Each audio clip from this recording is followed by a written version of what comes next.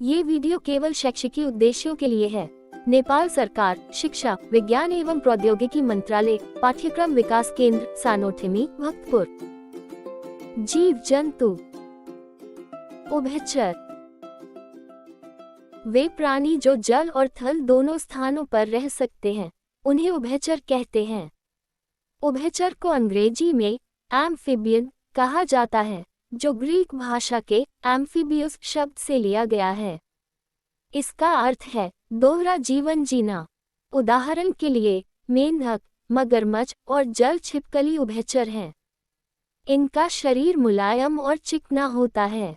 ये अपनी त्वचा को सूखने से बचाने के लिए नमी वाले स्थानों पर रहते हैं। सभी उभयचरों के पास रीढ़ की हड्डी होती है। मादा उभयचर अंडे देती हैं। इनके बच्चे जल में जीवन की शुरुआत करते हैं। शुरुआत में इनकी सांस लेने के लिए गलफड़े होते हैं और बाद में इनका फेफड़ों का विकास होता है। कुछ उभयचर सांस लेने के लिए अपनी त्वचा का भी उपयोग करते हैं।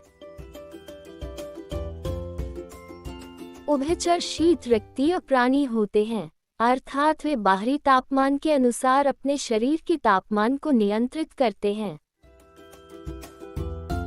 भेड़ और बकरी। भेड़ और बकरी उपयोगी जानवर हैं, जिन्हें मनुष्य पालन पोषण के लिए रखते हैं। ये दूध का उत्पादन करती हैं, जो ऊर्जा के लिए उपयोगी है। दूध से मक्खन, पनीर आदि बनाए जाते हैं। भेड़ के शरीर पर ऊन होता है, जिसका उपयोग धागा बनाने में होता है। इससे कंबल, कोट और स्वेटर जैसे वस्त्र बनाए जाते हैं। भेड़ और बकरी की खाल से बैग, दस्ताने और जूते बनाए जाते हैं। बकरे को मांस के लिए भी पाला जाता है। इसके मांस को भूनकर, उबालकर या ग्रेवी में पकाकर खाया जाता है। स्तनधारी। स्तनधारी प्राणी वे होते हैं जिनके शरीर पर बाल होते हैं और वे अपने बच्चों को दूध पिलाते हैं। सभी स्तनधारियों की रीढ़ की हड्डी होती है और फेफड़ों के माध्यम से वे सांस लेते हैं। ये उष्णकटिबंधीय प्राणी होते हैं, अर्थात इनका शरीर बाहरी तापमान से प्रभावित नहीं होता। कुछ स्तनधारी जैसे व्हेल, समुद्री गाय और डॉल्फिन समुद्र में रहते हैं। स्तनधारी विभिन्न आकार के हो सकते हैं। जैसे चूहा एक छोटा स्तनधारी है, जबकि हाथी सबसे बड़ा स्तनधारी है। सरीसृप। सरीसृप वे प्राणी हैं जिनका शरीर कठोर शल्कों से ढका होता है। इनमें सांप, कछुआ, मगरमच्छ और घड़ियाल शामिल हैं। ये घिसक कर चलते हैं, इसलिए इन्हें सरीसृप कहा जाता है। अधिकांश मादा सरीसृप अंडे देती हैं, लेकिन कुछ जैसे भैंसापी, वाइपक बच्चे को जन्म देते हैं। सरीसृप फेफड़ों के माध्यम से सांस लेते हैं। ये शीत रक्तीय प्राणी होते हैं और गर्मी के मौसम में ये ठंडी जगहों में छिप जाते हैं। अधिकतर सरीसृप जमीन पर रहते हैं, लेकिन कुछ पानी में भी समय बिताते हैं। डायनासोर। डायनासोर लगभग 16.5 करोड़ वर्षों तक पृथ्वी पर रहे। ये अलग अलग आकार और प्रकार के होते थे। कुछ 30 मीटर तक लंबे होते थे, जबकि कुछ केवल 1 मीटर तक के। इनमें कुछ शाकाहारी और कुछ मांसाहारी थे।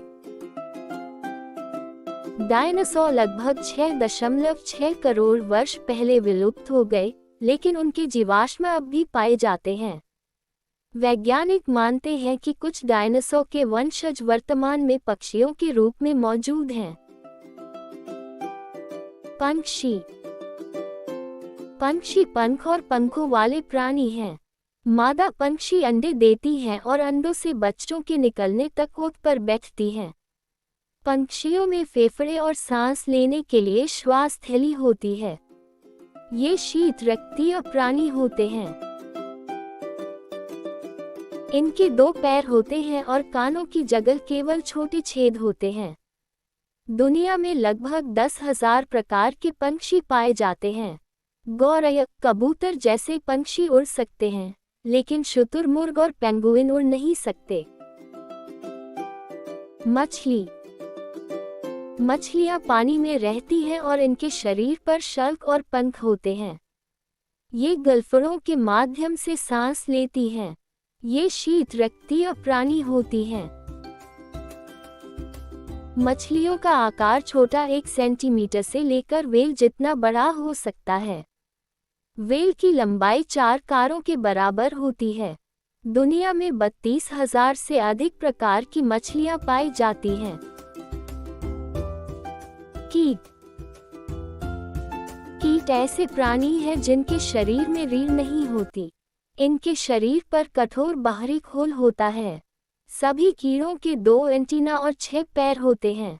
इनके शरीर को 3 भागों में बांटा गया है, सिर, वक्ष और पेट।